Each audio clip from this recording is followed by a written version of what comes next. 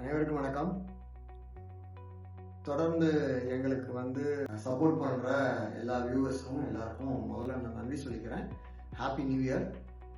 உங்களுடைய தொடர்ந்து சப்போர்ட் எங்களுக்கு தொடர்ச்சியாக வேணும். இது எல்லாருக்கும் கொண்டு போய் சேர்ந்து எல்லா குடும்பத்திலையும் பெரிய சுமூகமும் ப்ராஸ்பரிட்டியும் வரணுன்றதுதான் என்னுடைய இயல்பான எண்ணம். எல்லாரும் எவால்வ் ஆகணும், எல்லாருடைய பர்சனாலிட்டி எவால்வ் ஆகணுன்றது தான் என்னுடைய முக்கியமான நோக்கம்.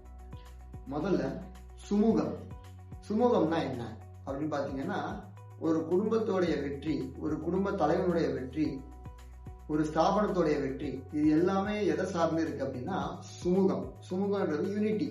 ஒரு குடும்பம் இருக்கு, ஒரு குடும்ப தலைவர் இருக்கார். அந்த குடும்ப தலைவர் குடும்பத்துக்காக தன்னை தியாகம் செய்கிறார், அதுக்காக உழைக்கிறார். மனைவி தியாகம் செய்யலையா அப்படின்னா மனைவி தியாகம் செய்யறாங்க.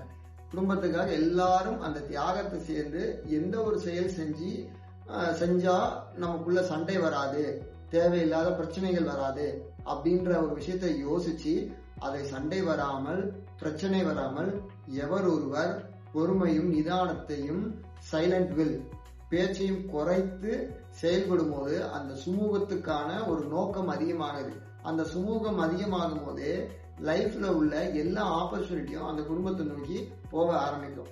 நாம எல்லாருமே அந்த சுமூகத்தை லைஃப்ல கடைபிடிச்சு நாம எல்லாரும் எவால்வ் ஆகி இந்த சொசைட்டி எவால்வ் ஆக கண்டிப்பா முயற்சி பண்ணுவோம். நன்றி.